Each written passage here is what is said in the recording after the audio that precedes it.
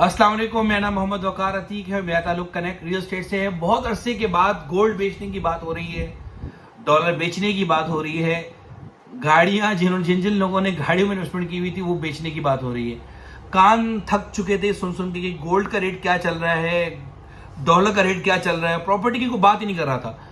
बहुत अरसे के बाद कॉन्फिडेंस डेवलप हुआ है ब्रोकर्स के अंदर। 1 करोड़ तक रेट आ गया था येलो जोन का, कि वो बैरियर टूटा नहीं अल्हम्दुलिल्लाह।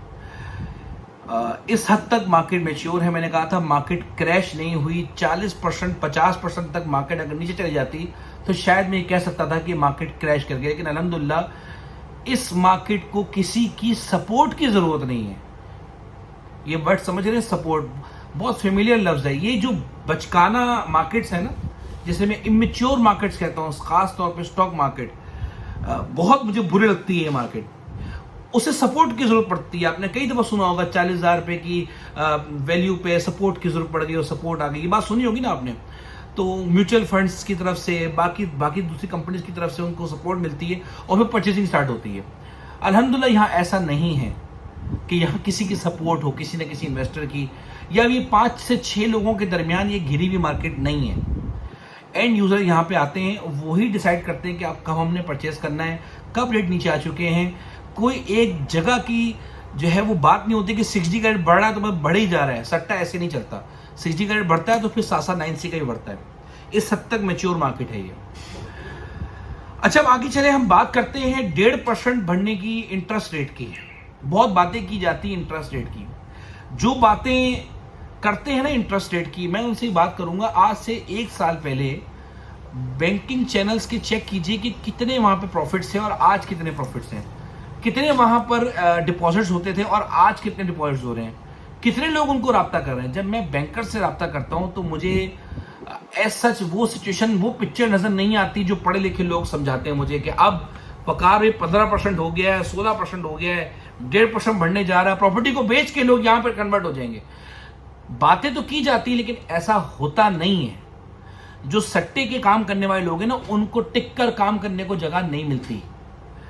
अगर आप मुझसे बात करेंगे तो मेरे अतराफ के जितने भी लोग हैं उनके पास पैसा मौजूद था। उन्होंने बैंक को एक एज अ डिपॉजिट तो काउंट किया, अपने फंड्स को डंप करने के लिए तो यूज किया, चाहे वो 15% उस पर सूद लेना हो या ना लेना हो। अब ये हराम है, मैं इसको बुरा समझता हूं, कोई समझता है नहीं समझता, ये हमारा एक टॉपिक नहीं है। लेकिन मैं ये बात जरूर समझता हूं कि कई लोग इसको एज अ डिपॉजिट जरूर यूज करते हैं, लेकिन इसको एज अ इन्वेस्टमेंट इस्तेमाल नहीं करते। 15% होते क्या है? 15% तो गाड़ियों के यहां रेट बढ़ जाते हैं 2-2 3-3 महीने में। तो जिस बंदे ने रॉ मटेरियल परचेज किया वो आज बेनिफिट में रहा। जिसने पिछले दिनों गाड़ियां परचेज की थी और उसको पीक रेट में बेचा वो बेनिफिट में रहा। जिसने गोल्ड लिया था वो आज बेनिफिट में रहा, डॉलर लिया बेनिफिट में रहा।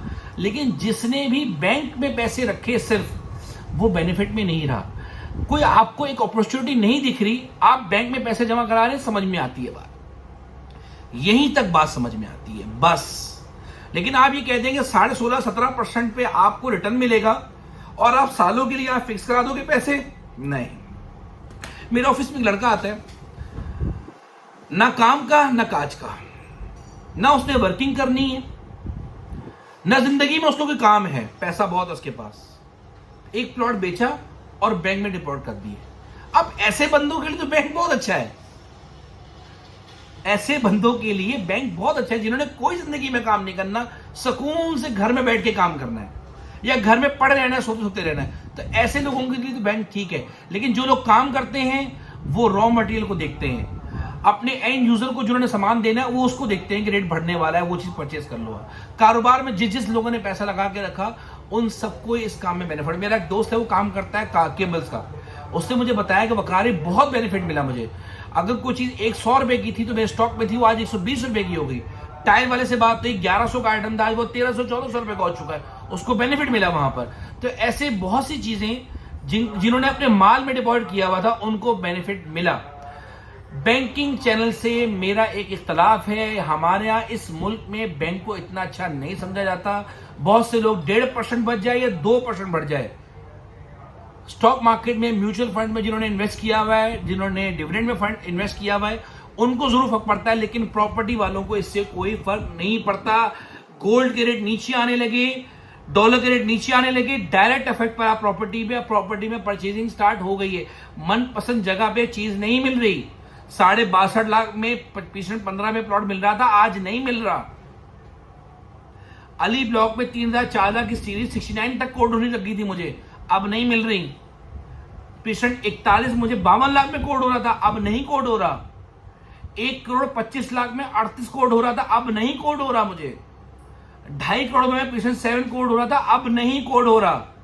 ये रेट मैं आपको इसलिए बता रहा हूं कि आप बात को समझ जाए। जो नगीना आइटम है वो नहीं मिलेंगे अब आपको, अब नहीं मिलेंगे। सेट हिल्स में 5B स्ट्रीट पे कल 2,42,00,000 का प्लॉट बिका है।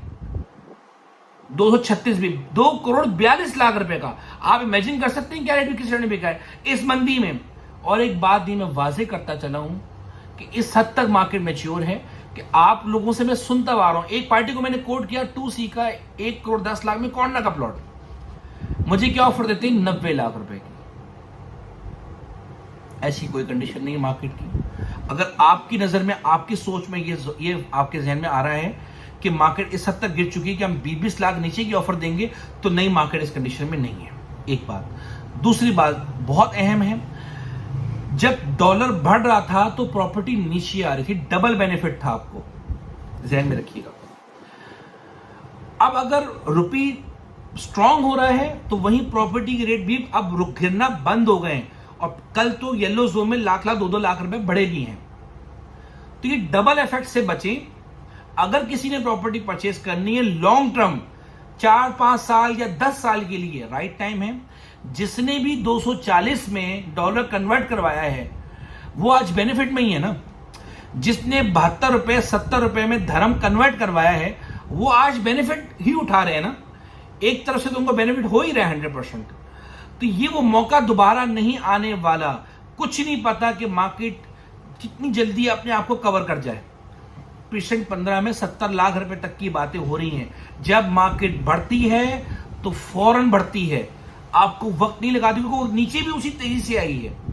तो कोई भी डिसीजन लेना है अपने जहन को बनाइए। लॉन्ग टर्म इन्वेस्टमेंट कर रहे हैं तो इन्वेस्ट कर दीजिए, मत सोचिए।